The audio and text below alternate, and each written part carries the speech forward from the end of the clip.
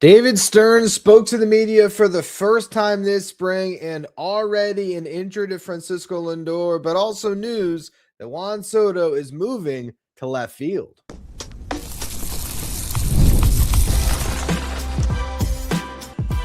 You are Locked On Mets, your daily New York Mets podcast, part of the Locked On Podcast Network, your team every day. Hello to all you amazing Mets fans. You're watching Locked On Mets, part of the Locked On Podcast Network, your team every day. Thank you for making Locked On Mets your first listen every day, and thank you for making Locked On the #1 sports podcast network.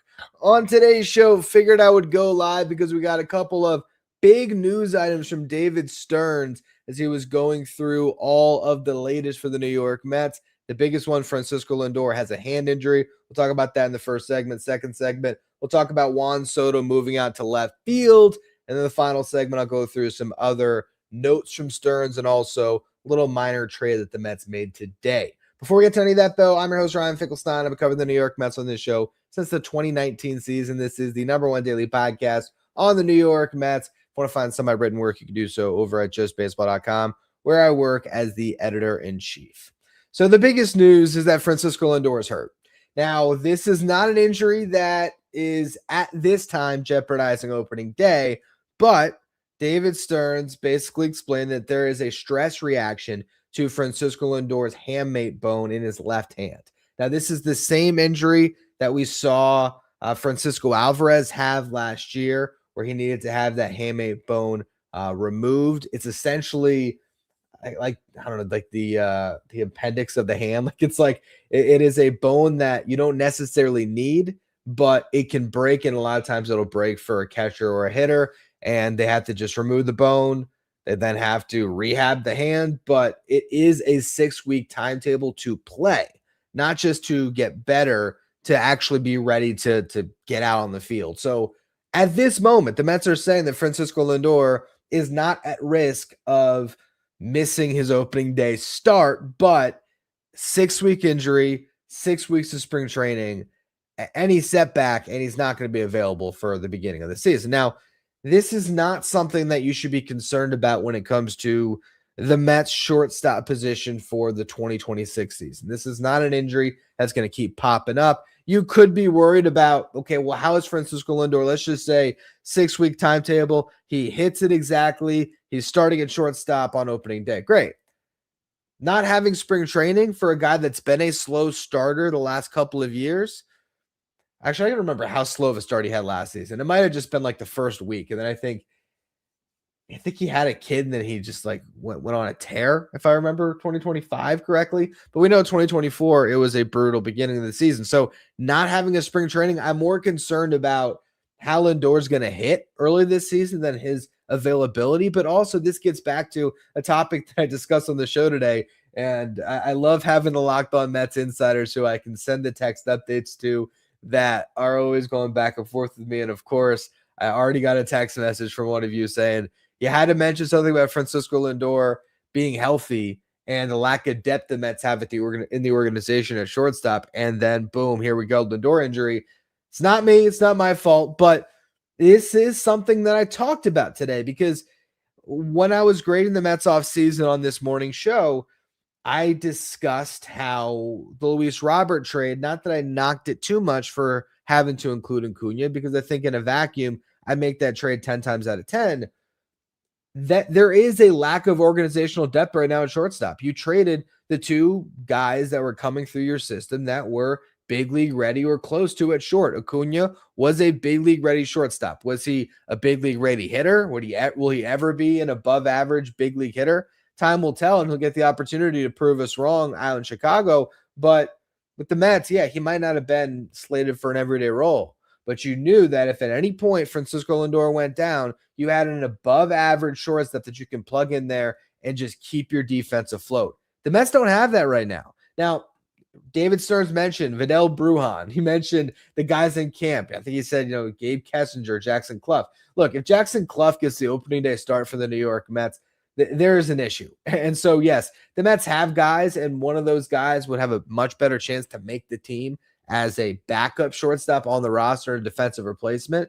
But I think if Francisco Lindor is not ready for opening day, Bo Bichette's going to be your starting shortstop and Brett Baty is going to be your third baseman. They asked David Stearns about that, about if Bo Bichette would be considered to play short. And he said, they'll basically cross that bridge when they come to it. That's because you need Bo Bichette to learn third base because, again, this injury, I think there's a chance that Lindor misses a couple weeks at the front end of the season, maybe to get him some reps. I don't think that you're talking about a long extended period of time. So give Bichette all of camp to learn third base. And then if at the 11th hour, Lindor's not ready to go, okay, fine. Bo Bichette's going to start the season at short and you'll play Brett Baty at third. Or even if you wanted to, even if you were so committed to keeping Bichette at third, you could even have Marcus Semien play shortstop for a couple weeks and play Baty at second. So I think the Mets have the pieces where it's not actually going to be Jackson Clough or Vidal Brujan that's starting at shortstop for the Mets on opening day. But this is just something that I think is interesting about where the Mets are at as an organization. They need a breakout shortstop prospect this year. And I mean, Elian Pena is going to come stateside, and maybe in a couple years, he could be the guy. Maybe he's one of these guys that flies through the system. You never know, but he's a teenager. So I just look at this system right now, and I get why the Mets made the trades that they did. You needed to get a center fielder. Luis Robert was a great option. I'm not saying that they shouldn't have parted with Luis and Acuna. But then you needed to get Freddie Peralta, and the Brewers were dead set on getting Jet Williams. So you had to make that trade. I'm not saying they should have done any differently. But it's just now who is the fallback and shortstop for this season. Look, it's Bo Bichette. If anything happened, Bichette's your guy. And maybe as far as why they felt more comfortable to trade Jet, maybe that's another part of that component where for this season they think that they're good because, again, he's that backup option. Again, this is not me stressing that Lindor is not going to be available this season. David Stearns was definitely trying to calm any narrative that this was going to impact the Mets season in any way. It's okay. 6-week injury. They have 6 weeks to spare. Happy they diagnosed this now instead of 4 weeks into camp. And honestly, if there's any issue that could pop up during the season, Lindor is best served to just get that bone removed, recover now, and if he misses the first week of the season, the first 2 weeks, it's better than he misses 2 weeks in August or in September. So that's the latest with that injury. I don't think it is a major issue for the start of the season. I don't think that there would be anybody starting at shortstop on opening day other than Lindor or Bichette. And I think if there had to be another option, maybe they would just try Ronnie Mauricio back in his natural position. But it just is an opportunity to point out the thing that I was mentioning on the show today, which was this team sort of needs a shortstop to burst onto the scene this year in their system so that they can fill out that organizational depth. And, that's something that we'll explore throughout the offseason, some of the shortstop prospects on the rise. I think that's actually a much more entertaining show now that we kind of look at the context of where the Mets are at. But what I want to talk about in the next segment is the news that's going to make a bigger impact for the upcoming season here. That's that Juan Soto is once again a left fielder.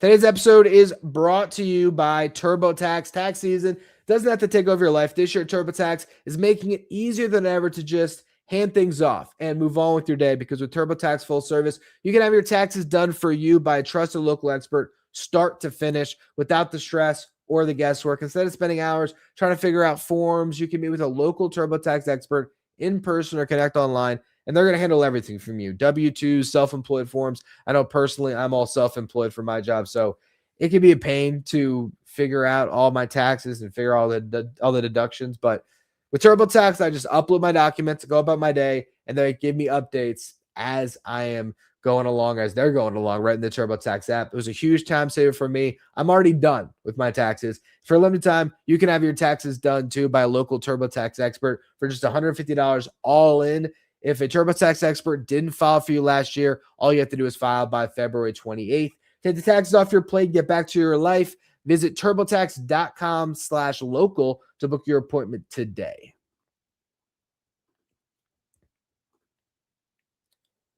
If you're watching the stream right now, stumbled there. Make sure you hit that subscribe button I would love to get to 16,000 subscribers by opening day. Speaking of opening day, Juan Soto is going to be out in left field. This is a very good move for the New York Mets. We've talked about this throughout the offseason, the idea of, all right, if the Mets signed Cody Bellinger, who plays right field? It should have been Cody Bellinger and Juan Soto slides into left. If they signed Kyle Tucker, who plays right field? Would have been Kyle Tucker and Juan Soto would have slid to left. Well, they didn't get those guys. So since they got Luis Robert playing center, is Carson Benge in left? Well, it should have been the most obvious thing in the world that even then, Juan Soto should move to left field. Who knows? Maybe when Brandon Nimmo was traded, they knew all along. But the way that David Stearns has explained this decision, and I don't think that he is making anything up here. He said Juan Soto's been training to play left field because that's where he's going to play in the World Baseball Classic. I believe they have Tatis out in right. That's a pretty good outfield. So for the Dominican Republic, I think it's J-Rod in center. Just a loaded team.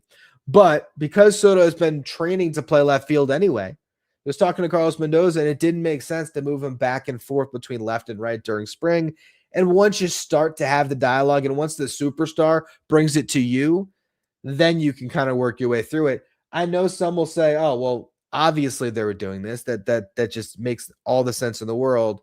Why didn't we just talk about this 2 weeks ago as a fact?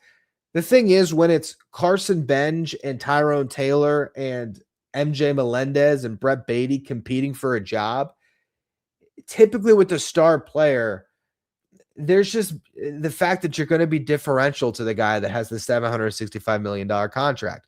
You saw what happened last year with the Boston Red Sox and a lack of communication with Rafael Devers when they picked up Alex Bregman, and how all of a sudden Devers said, well, you're not moving me off third base, are you? And Alex Cora was, yes, it's Alex Bregman. You just want a gold glove. He's our third baseman. And it led to a breakup. Not that that would have happened with Juan Soto and the Mets over playing right or left, but more you have to let the star player sort of lead that discussion at times. And it's just something you talk about in camp.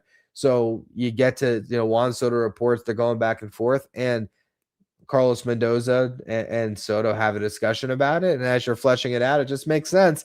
Soto's comfortable in left. It's an easier position to play, and he's going to be out there for the World Baseball Classic. Might as well stay there and stay there for the next 5 years. I mean, it makes all the sense in the world because right field is a tougher position to play. Yes, Juan Soto has a strong arm.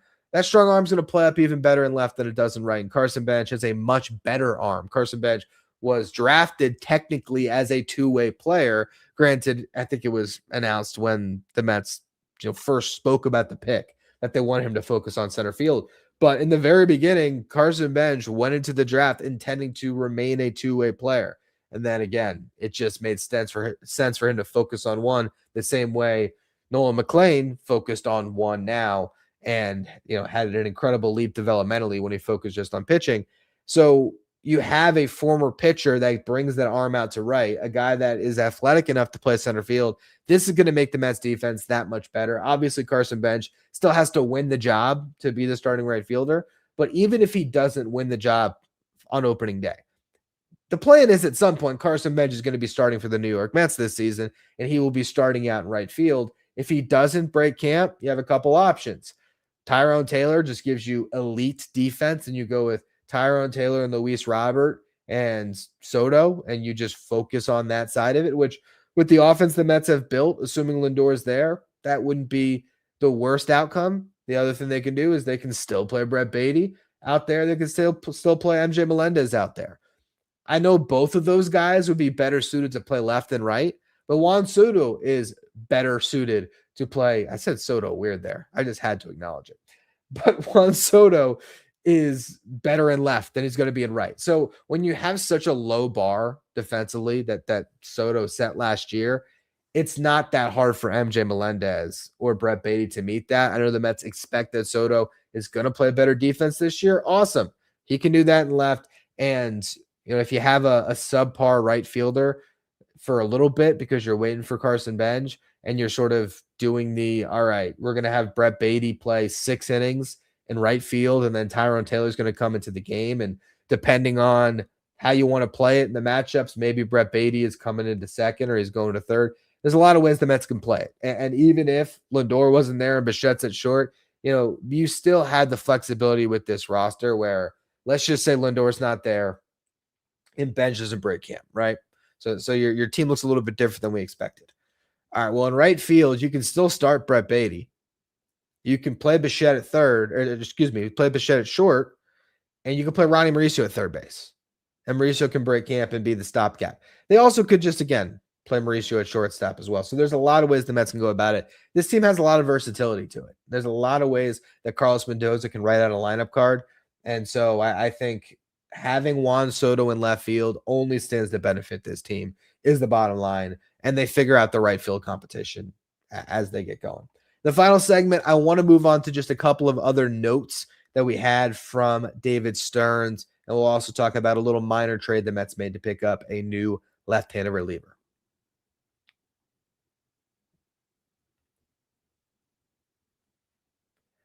Thank you for making Locked On Mets your first listen every day, and thank you for making Locked On the #1 sports podcast network. If you're already living your team every day, now you can do so without the interruptions. If you want to be part of our Everydayer Club, you get Locked On Mets ad-free. You also get access to our Discord channel. You can chat with other Mets fans, and you can also get access to a merch shop. If you want to be part of our Everydayer Club, you can find the link in the episode description, or you can go to lockedonmets.supercast.com. So let's go through the other notes that David Stearns discussed. Tobias Myers will be stretched out to be a starting pitcher. No surprise there for anyone that's been listening to Locked On Mets. We've been talking about this for a while now. David Stearns has mentioned in the past, it is a lot tougher to shorten up a pitcher, or it's a lot tougher to lengthen a pitcher midseason than it is to shorten them up. And so they're never going to shorten a guy prematurely. And right now, Tobias Myers is 7th on the depth chart for your starting pitchers. You have your 6-man rotation of Freddie Peralta, Nolan McLean, David Peterson, Clay Holmes, Sean Manaea, and Kodai Senga.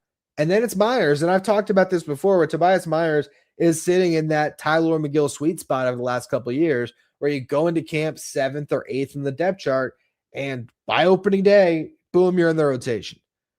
I think the Mets would prefer Jonah Tong certainly to start the season in AAA, get some more development, work on how he's going to complement that fastball. Obviously, the changeup is a really good pitch that had great progress last year, but he still needs to land a breaking ball for a strike to really complete the arsenal, whether that's his curveball or he ends up working on a slider or whatever it is that they ultimately decide to move forward with. He needs some time.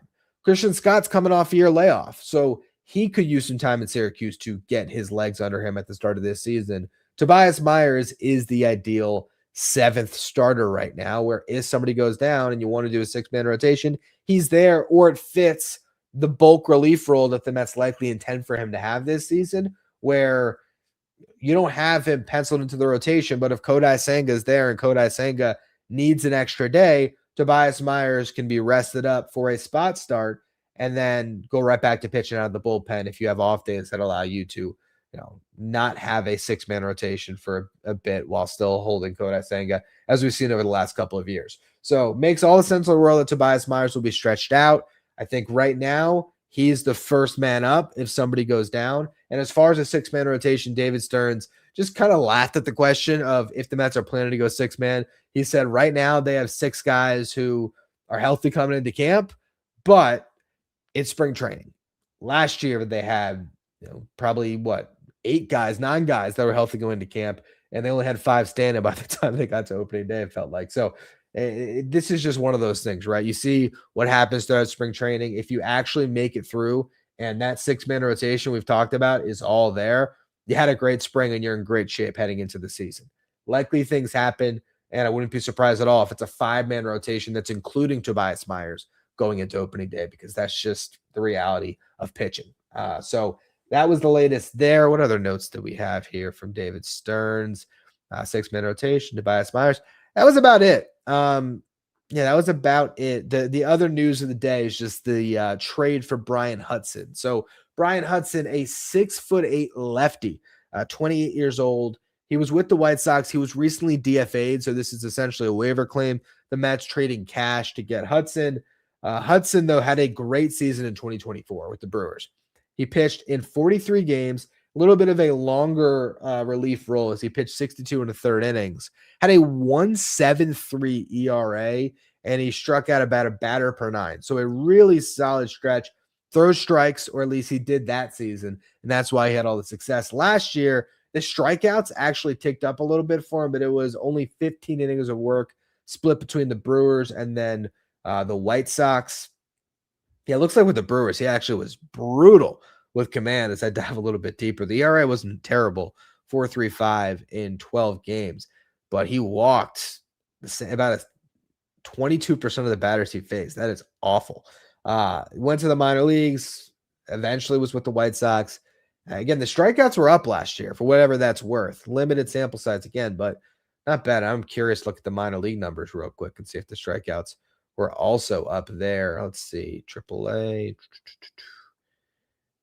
Strikeout rate. Yeah, it's looking like the strikeout rate wasn't that much. That wasn't that much higher in the minors than it was. Actually, it was lower than it was in the majors in 2024. So, yeah, no, I think you look at this guy. He's, again, big, 6'8", left-hander reliever, kind of tough to pick up. Throws from a little bit of a three-quarter slot. Has a really good sweeper. It's fastball, sweeper, cutter. He doesn't throw very hard, but I guess if you think of the extension you get from 6'8", I'm sure his 90 looks different than, I don't know. I can't think of a short left-handed pitcher. Ranger Suarez is 90, maybe, right? So I think this is an interesting pickup, but it's just another iron in the fire when it comes to arms that are competing in camp. He's just going to join. He has a spot on the roster, which I guess is one way that he have a little bit of an edge over, somebody like, I think Anderson Silva, if I'm not mistaken, or excuse me, Anderson Severino. Yeah, he's a lefty. Matt Turner is a lefty. You got Brandon Waddell in camp as a lefty. Nate Lavender, a lefty. Joe Jocks, another lefty. That's going to be an open competition if they do carry two lefty relievers out of the pen. AJ Minter, that was another note, actually. He is expected to be back in May, so likely to miss the first little part of the season there. So if you need another lefty, again, it could be Hudson. It could be any of those guys. On tomorrow's show, we're going to do a little bit of a dive into the non-roster candidates. I'll sort of spotlight some guys that I like. I can't go through 29 non-roster invites, but we'll talk about the top prospects who are invited, and I'll try to identify a couple of arms in particular that stand out. But honestly, a lot of times you just sort of follow the Grapefruit League stats, right? If you have a reliever who strikes out 16 batters in 8 innings, that guy's got a good shot to make the team. I remember, was it Austin Adams a couple of years ago? I really wanted him to make the team. He was the A's reliever that showed up the Mets because he didn't make that team, ended up there.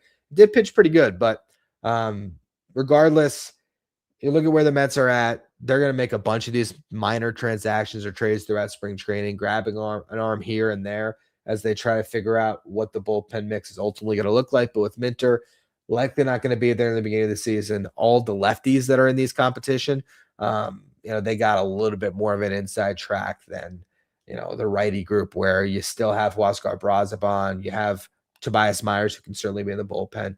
You have a little bit more established guys. Craig Kimbrell obviously has a great chance to make this team. So Carl Edwards. So I think that's going to be maybe a little bit of a tougher nut to crack for a non-roster invite. But now these lefties maybe have a little bit more of an inside shot. I think that's all I got. I wanted to come on to talk about Lindor and Soto primarily and just get into any of the other news so that some of you who would be driving home from work would have something to tune into to get your latest update with what's going on in spring training. Again, tomorrow's show going to be a little bit of a further spring training preview. We're going to do spring training storylines where I'll talk about some of the things to watch throughout camp. We'll at least list all of the non-roster invites and maybe some notable stats on any of those guys. And we'll discuss any more news that might come out. But I think that's probably it for the day. Juan Soto is a left fielder once again, where he has spent a majority of his career, I believe. Let me look at that real quick since I have his Fangraphs page pulled up. I believe more career innings played in left than right, if I'm not. Maybe not. No, 4,000 career innings in left and 5,000 in right. Last 2 years kind of pushed it over there because he played obviously right field with the Yankees and then with the Mets. You look back, he was a left fielder primarily in 2018. I guess Bryce Harper was still probably out there. A left fielder again in 2019. as well as 2020, and then he made the transition to play more right once we got into 2022. So actually 2021, 2022. So post-COVID, he was a right fielder primarily. But the Padres, after seeing him, well, I guess the Padres, when they traded for him, they just had to put him into left field, right? So regardless, that's going to be all for this edition of Locked On Mets. Ended on a weird note, just diving into Juan Soto's defensive stats. But a good move for the Mets, and excited to see what else will come from spring training. Officially, pitchers and catchers report tomorrow, but it's like everybody's already there. So we will have constant coverage of all the latest going on out there in Port St. Lucie. Make sure you're checking out all of our socials. We got a new intern that's doing great work, giving us more content over on X, more stuff that's going to be coming to TikTok, Instagram. So you'll be able to get Locked On Mets in a lot of different places. As always, thank you for listening. Make sure you follow, rate, and review wherever you get your podcast. Subscribe if you were watching the stream or if you're watching the playback. And thank you for making Locked On Mets your first listen, your first watch every day. Thank you also for making Locked On the #1 sports podcast network.